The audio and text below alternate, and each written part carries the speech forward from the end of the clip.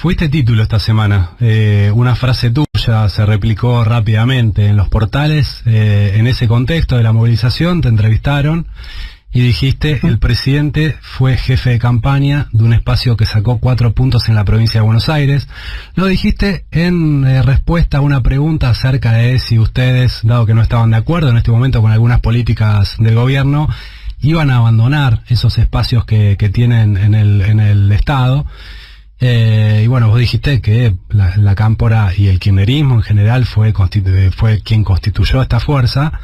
Y en ese relato dijiste esta frase, ¿no? El presidente fue jefe de campaña de un espacio que sacó 4 puntos en la provincia de Buenos Aires en el 2017. Es una frase muy fuerte y cuando la escuché me quedé pensando, ¿por qué lo dijiste? ¿Te habías enojado por algo que había dicho o había hecho Alberto Fernández o algún dirigente de su entorno? No, mirá, porque me parece que se confunde todo y nos llevan a una encerrona, a un callejón sin salida, a una trampa, ¿no? Donde si opinás estás rompiendo la unidad, y si te quedas callado, digamos, finalmente no estás aportando a ese sano debate o esa pluralidad que teóricamente era uno de los ejes que el mismo Alberto siempre reivindicaba, y que muchos de los que se sumaron, porque la convocatoria que hizo Cristina en el 19 se sumaron muchos sectores que inclusive habían antagonizado con nosotros, para decirlo con claridad, inclusive querían verla a Cristina o presa o fuera del mapa político. Entonces me parece que nosotros tuvimos me parece que tanto ella y obviamente todos nosotros tuvimos la capacidad, la grandeza de dejar de lado esas contradicciones y poder construir un espacio común. Me parece que ahora, cuando ante la mínima discusión se trata de silenciar cualquier debate, y no van 2 días de gobierno, van más de 2 años, entonces han pasado un montón de cosas, se perdió una elección en el medio, hubo muchas decisiones de carácter unilateral. Y bueno, lo del fondo fue como el pináculo, ¿no? de todo eso, pero también hay mucha operación de desgaste, mucha operación en off, que demuestra ingratitud, ¿no? Porque me parece que se termina llegando a la idea de que Cristina es el problema, y me parece que eso es en principio es ingrato, obviamente, hacia quien generó y desarrolló las condiciones para que exista el frente.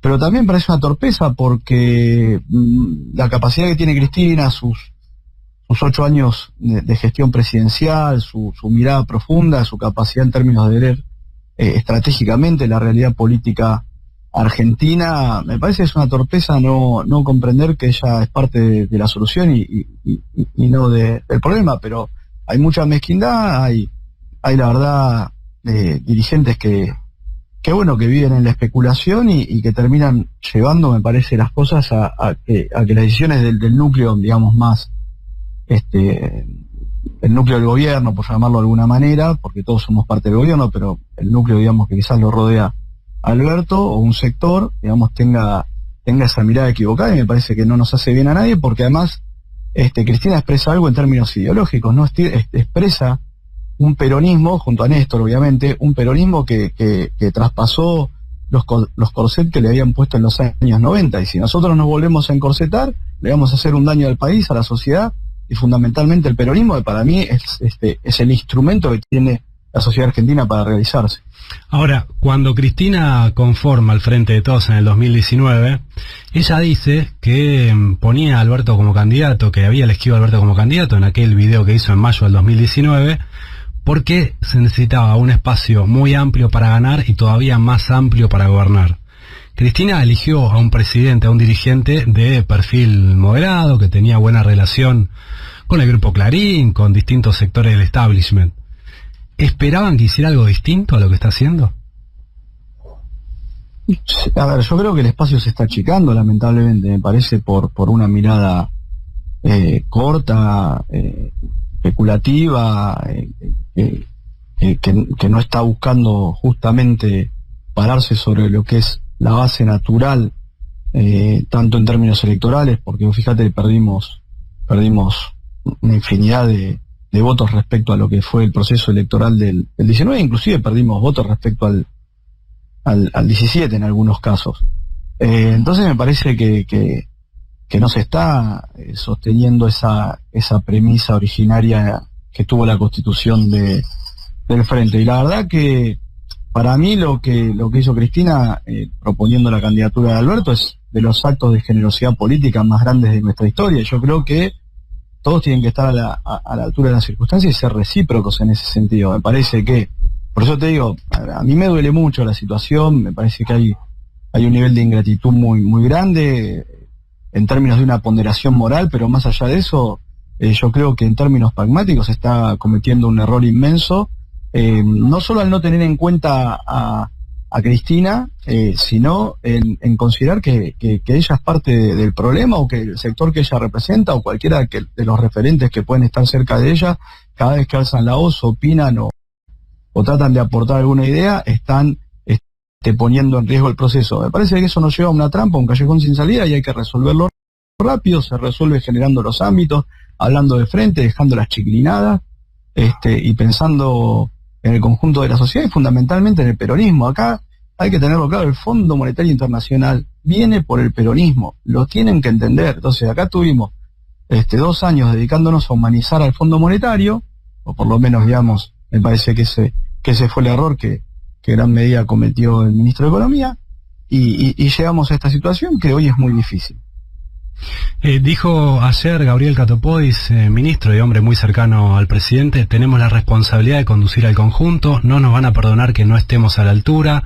Cuando se cuente que estuvimos casi al borde de una guerra mundial, si se escribe que la dirigencia del Frente de Todos estuvo disputándose en cuestiones internas, bueno, la verdad es que no van a cagar a palos a todos los peronistas y también todos los argentinos. ¿Qué pensás de eso? Por eso, con más razón, que ratifica lo que te vengo diciendo, que tenemos que estar a la altura de circunstancias, hay que tener grandeza, que tanto el presidente como sus laderos o sus personas de mayor confianza deben salir de ese laberinto en el que se metieron, respecto a creer que de repente el enemigo es Cristina o el sector que ella representa, y no aquellos que son los verdaderos enemigos, ¿no? El Fondo Monetario, los intereses externos, los intereses internos, que también permanentemente han sido un cepo para el desarrollo de la democracia argentina, además recordándolo en esta fecha tan sensible para el conjunto de la sociedad. Entonces no hay que tenerle miedo al debate. Me parece que si la unidad se transforma en un cepo en términos de debate interno y de propuestas, ahí sí estamos en problema. Entonces tenemos que entender una unidad dinámica, que es uno de los elementos que nos llevó al gobierno, no es el único. Nosotros llegamos al gobierno por una memoria de 12 años de gestión y por un proceso de resistencia durante los 4 años del macrismo, y la unidad fue el corolario de ese proceso, y la unidad fue generada por Cristina. Entonces, todos los que hoy vienen a dar cátedra de unidad o de estrategia en términos de cómo se ganan elecciones, por favor, que sean un poco autocríticos, que revisen el pasado reciente y el no tan reciente, a ver cuáles son los laureles que tienen para poner arriba de la mesa, porque permanentemente se le pide autocrítica a Cristina, a todo su espacio, y no me parece que sea lo mismo desde los otros sectores. Ahora, ¿qué pasa si en determinadas cuestiones no se ponen de acuerdo? Porque digo, lo que yo entiendo es que ustedes quieren que el presidente atienda más las propuestas y las posiciones de Cristina a la hora de gobernar. Pero ¿qué pasa si, bueno, como ha sucedido, no están de acuerdo? ¿Hay quien decide y cómo se dirime esa diferencia? Mira, Gabriel, nosotros queremos que exista el Frente de Todos, y la verdad que llevamos más de 2 años y no hay una constitución, no hay una institucionalidad del Frente de Todos. No hay una mesa, no hay ámbitos visibles, no se sabe dónde se discute, no creo que los soft sean el ámbito pertinente para discutir en el seno de una fuerza política que tiene la responsabilidad de gobernar. Me parece que hay que ser maduros y hay que generar esos espacios, esos ámbitos, y bancarse la discusión. Me parece que cuando uno asume responsabilidades importantes en cualquier ámbito de la política, y sobre todo, bueno, a nivel lo que es la presidencia de la Nación, tiene que saber que tiene que estar abierto a conducir al conjunto. Me parece que no se puede conducir a un grupo de amigos, hay que conducir al conjunto, y el conjunto es amplio y tendría que inclusive ampliarse más, y están los que nos gustan y están los que no nos gustan. Entonces me parece que nos quieren poner el mote a nosotros, a la Cámpora o a Cristina o al sector que representa a Cristina de sectarios, cuando es todo lo contrario. Me parece que el sectarismo está en quienes quieren gobernar con 5 amigos. Y entonces el presidente debería convocar a ese espacio, es una mesa al frente de todos. Sin duda, pero es algo que lo verían, mira, por supuesto estuvo la pandemia de por medio y es algo que se habló al inicio del gobierno, después vino la pandemia y bueno, un año y pico, por supuesto estuvimos todos y no desconocemos ni la pandemia, ni la crisis económica heredada, ni el contexto internacional, pero con más razón, en este contexto, nosotros no podemos ceder soberanía, nosotros no podemos desmovilizar a la fuerza, nosotros no podemos perder densidad en el debate ideológico. Me parece que fuimos regalando y cediendo instrumentos por temor, por prejuicio, por falta de caracterización y de diagnóstico, que nos ponen hoy en una situación muy compleja. Yo soy optimista igual, creo siempre que estamos a tiempo, por eso uno hace los planteos ahora. Yo no quiero en unos años decir, qué lástima me quedé callado, no, me parece que las cosas hay que ponerlas arriba de la mesa, y bueno, tenemos que tener la valentía de poder afrontarlas sin, no nos sirve enojarse. Me parece que acá lo importante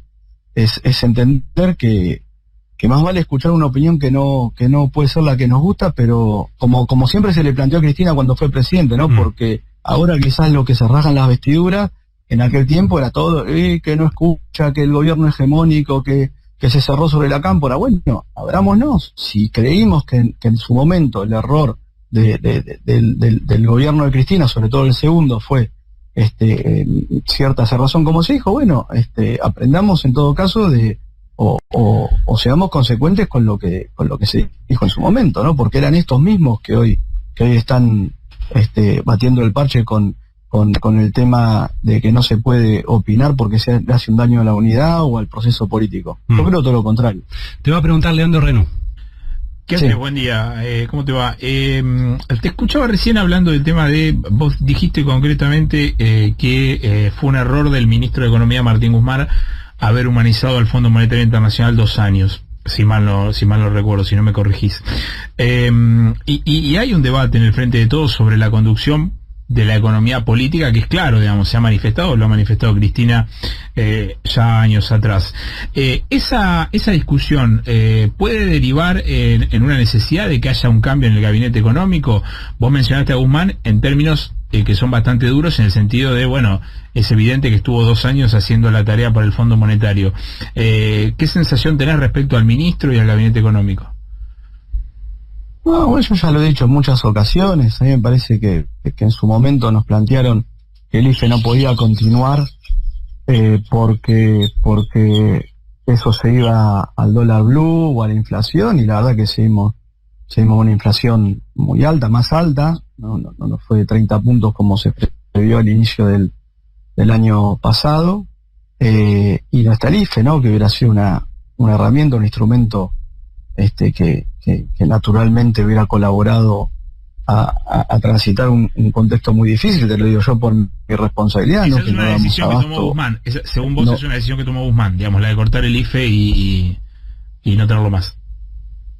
Y sin duda, sí, no, la definición, obviamente es un ministro, pero él siempre estuvo en contra, y obviamente lo que nos planteaba es esto. Entonces, no voy a opinar de lo que va a pasar o tiene que pasar. Yo solamente digo que se perdió mucho tiempo, que no se convocó a la sociedad, que me parece que en la discusión con el Fondo Monetario, en el marco de una deuda absolutamente espuria, de una pandemia, teníamos todos los contextos para plantear la discusión de otra manera. Y me parece, bueno, obviamente que claramente es notorio que a él le tocó conducir ese proceso. Nosotros claramente no compartimos cómo se desarrolló. Después, bueno, por supuesto, llegás al último momento y dices, bueno, no queda otra alternativa. Claro, pero ¿qué se hizo previamente? ¿Cómo se desarrolló ese proceso? Te pregunta Florencia Barragán. Sí, consultarte porque ahora, bueno, meterme más en el plano económico, se viene el mes de abril, se va a empezar a debatir el tema tarifas, el Ministerio de Economía quiere que en mayo o a más tardar junio se dé la actualización. Quería consultarte cuál es la postura de la Cámpora sobre la propuesta del gobierno para aumentar las tarifas, 20% para un sector, 42% para la clase media, media baja también, y luego, bueno, más de, no se sabe bien, pero va a ser más de 100% para los que se le quiten los subsidios. ¿Van a intentar frenar ese aumento desde el debate en las instituciones o mismo desde los puestos de poder que tiene la Cámpora en el sector energético? Mira, no conozco en detalle, bueno, sé que obviamente hay charlas, discusiones y demás, sería imprudente que yo opine porque no estoy abocado particularmente a ese sector. Hay otros compañeros obviamente que llevan, por supuesto que uno se va informando y demás, pero no estoy en el minuto a minuto, pero sí nuestro criterio general es conocido por todos. Obviamente sabemos lo que significaron las tarifas en el pasado, y desde ya que todo lo que tenga que ver con esas actualizaciones, desde mi punto de vista, tiene que ser acorde con la capacidad de ingresos que tiene el conjunto de nuestro pueblo. Me parece que estamos viendo en la Argentina, más allá de algunos datos, y hay que decirlo, ¿no? Porque no es que uno solamente mira cosas negativas, hay un montón de datos y señales positivas que tiene nuestra economía, pero también tenemos que poner en eje que el deterioro del poder adquisitivo es muy notorio. El deterioro, la caída del salario real en la Argentina no se detiene, y hoy tenemos un problema que no es que solamente los sectores postergados, los desocupados o los sectores, digamos, que están en algún tipo de precariedad en materias sociales tienen dificultad para llegar a fin de mes, sino que también los sectores asalariados están con dificultades porque obviamente encaramos una coyuntura muy difícil. Entonces hay que poner la mirada en eso. Me parece que hay que salir un poco de Twitter y empezar a mirar la realidad de frente porque está muy complicado. ¿Pero crees que más de un 40% de aumento de las tarifas para el grueso de la población es mucho en este contexto? Porque hablabas de que hasta los asalariados están con problemas. Exacto. Bueno, por eso es lo que te digo. No voy a decir yo el número porque hay otros compañeros y compañeras trabajando específicamente en este tema, pero lo que se defina tiene que ser acorde a lo que pueda soportar el bolsillo de nuestro pueblo. Y bueno, ya como te acabo de decir, la cosa viene muy complicada. Dicen en el gobierno, bueno, queremos dar vuelta a la página, la diferencia sobre el acuerdo con el fondo queremos dejarla atrás. A partir de ahora, ¿ustedes qué proponen que haga distinto concretamente, Alberto Fernández Cuervo? Para mí, gobernar con el conjunto del Frente de Todos y tratar de ampliar la convocatoria a más sectores. Me parece que hay que mirar de frente la realidad, no dejarse engañar por cantos de sirenas de los subsecuentes de turno o de las conveniencias del poder económico, que por supuesto siempre suelen presentar escenarios que están distantes de la realidad, y encarar ese debate conjunto. Venimos de perder una elección. Me parece que ni siquiera hicimos un proceso de autocrítica de eso, ¿no? Por supuesto fue sorprendente. Creíamos que estábamos con mejores chances y demás. Hubo una remontada en la provincia de Buenos Aires, no así me parece a nivel nacional, y a partir de eso se eludió todo debate o toda revisión. Me parece que hoy estamos a tiempo. Me parece obviamente que lo importante es el 2022, poder tomar las medidas, poder darle a mayor capacidad de gestión al gobierno, poder hacer parte a todo el frente, no solo en puestos en el Ejecutivo, sino en la discusión política, porque acá el frente se constituyó no para repartir 3-4 ravioles en el Estado, ravioles digo, no para la gente por ahí no sabe, digamos 3 áreas, digamos, en el Estado, sino para poder discutir la política de su conjunto y que todos nos sentamos parte. Ahora, yo te preguntaba por políticas concretas. Vos decías, bueno, el IFE era una herramienta que podía continuar. ¿En este momento sería deseable un ingreso universal, como proponen algunos sectores? Sí, a ver, esto lo venimos diciendo hace mucho tiempo. Hay que ver después la denominación, la forma, obviamente.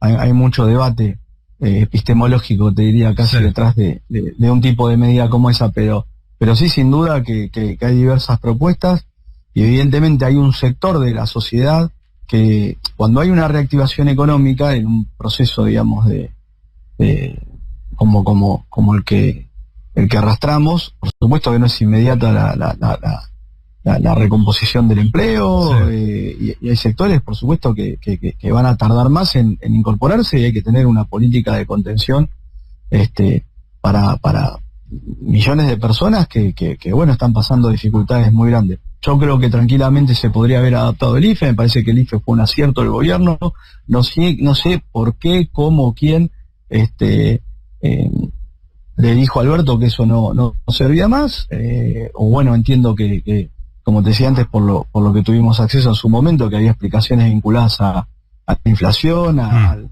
aumento del dólar y demás, bueno, pero ya está. Ahora, bueno, podemos pensar en algún otro instrumento, y propuestas hay un montón.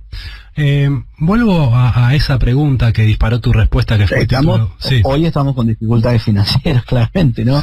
Tenemos otro contexto financiero, posacuerdo, claramente. Pero vos hoy repondrías el IFE.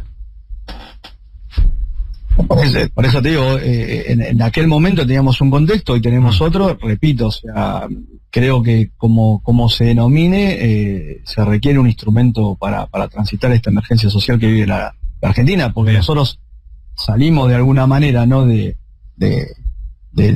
la pandemia o de la crisis de carácter más sanitario, pero la emergencia social sigue latente. Vuelvo a la pregunta que disparó tu respuesta, que fue título esta semana. Ustedes dicen, nosotros no nos vamos a ir de un gobierno que ayudamos a construir. Ahora, si ustedes... es nuestro gobierno. Sí. Es nuestro gobierno. Sí. Ahora, si ustedes lo caracterizan como un gobierno que ajustó y que va a seguir ajustando, si continúa por este rumbo, ¿no? Como un gobierno que se quedó en silencio cuando atacaron a piedrazos el despacho de la vicepresidenta. Ahí también hay una pregunta de, pero ¿hasta cuándo van a seguir en un gobierno que ustedes caracterizan de esta manera? Bueno, es parte de la puja, y obviamente cuando se constituye un frente con sectores que quizás venían de diferencia, claramente hay que encontrar los mecanismos para resolverlo. Hay un montón de coincidencias desde ya, pero también hay un conjunto de diferencias que hay que encontrar los mecanismos para poder saldarlas. Cuando se constituye un frente, claramente no todos vamos a pensar igual, pero si los temas en los cuales tenemos matices o diferencias son muy agudos, es un problema. Entonces me parece que no pueden profundizarse esas tensiones sin que se encuentren los mecanismos para tratar de generar el mayor nivel de síntesis, y eso es lo que se está planteando. Hay algo que me desconcierta un poco, que es el papel que está jugando Eduardo Guado de Pedro, el ministro del Interior, porque en este momento, bueno, vos estás siendo muy crítico de algunas decisiones del presidente, el rumbo del gobierno. Claro, él tiene otra responsabilidad institucional, pero a la vez él dijo que el acuerdo con el Fondo Monetario Internacional nos salvaba de una catástrofe en lo inmediato y que era el principio de una solución. ¿Cómo hay que interpretar esas declaraciones? Mira, como te lo decía antes, nosotros tenemos claro que llegado a este momento y en estas circunstancias, obviamente, inclusive, bueno, con la manera en que se precipitó el acuerdo, porque no fue un escenario elegido, ¿no? Claramente, por el propio presidente, entiendo yo. Entonces, lo que por ahí estamos planteando es cómo fue la génesis que nos llevó a llegar a esta situación. Entonces, sí, por supuesto, hay mucho cuestionamiento, pero bueno, ahora se oponen y no hay otra alternativa. Sí, claro, perfecto, pero ¿cómo llegamos hasta acá? Entonces, hay una posibilidad lógicamente, como te lo decía, llegado a esta situación, seguramente muchos sectores entienden que no hay otra alternativa. Tampoco nosotros queremos dejar de lado el planteo o la discusión o el debate de cómo llegamos hasta acá para no repetir esto en 3 meses o en 6 meses o en un año, porque creemos justamente y tenemos la expectativa de que hay que modificar muchas cosas para resolver los problemas que tiene día a día a la gente, centralmente, pero también para, en términos pragmáticos, tener una expectativa electoral en el 2023. Pero en el fondo de la cuestión, Guado piensa lo mismo que vos. Como organización, obviamente, nosotros tenemos una posición, después, por supuesto, cada uno tiene su lugar o sus responsabilidades y sus circunstancias. Pero discutimos, obviamente, después, por supuesto, cada uno tiene sus tareas, su perfil y sus posicionamientos más particulares. Te hago una por sí o por no, a ver si te animás. ¿Axel Kicillof hubiese negociado mejor este acuerdo con el fondo? Creo que sin duda, para mí sin duda. Bien. Sin duda. Y para cerrar, dijo el Chino Navarro que quizás que estás enojado porque a San Lorenzo le va mal. No estoy enojado, al contrario, no es un tema de enojo o estado de ánimo, estoy preocupado, creo que hay que recuperar el espíritu original, creo que necesitamos el Alberto previo a las PASO del 19, me parece que después hay una situación a partir del resultado y de cómo de alguna manera los oropeles, ¿no?, de la cercanía del poder y ciertos escenarios que se fueron configurando, inclusive con un alza de la imagen positiva al principio del gobierno, por ahí generan contextos que acercan la tentación de creer que esto no se construyó entre todos, sino que se construyó desde una parte y que hay gente que se la sobra, creyó, o que resta, o que no sé. ¿Cómo? ¿Se la creyó, decís, Alberto? Y hay contextos que te pueden llevar a esa situación, entonces me parece que hay que recuperar el espíritu original y por ahí salir de esa idea de que acá no, el problema es el kirchnerismo, el problema es Cristina, el problema es el problema es el otro, o de especular y jugar todo el día a la interna a ver cómo digamos, a partir de una coyuntura positiva nos apropiamos, o sea, alguien se apropia de un espacio que es el conjunto. Bueno, muchísimas gracias. Más de media hora de nota. Muchísimas gracias. Te tiré un montón de cosas. Hay un montón de títulos, sí. ¿Cómo andan Cristina y Fidel? Bien. Bueno. Cristina está en lo de los abuelos, que están viendo ahora a almorzar. Los hijos del cuervo. Estoy. Bien. Fidelito está acá jugando con sus autitos. Bueno, abrazo grande. Bueno, abrazo para ustedes.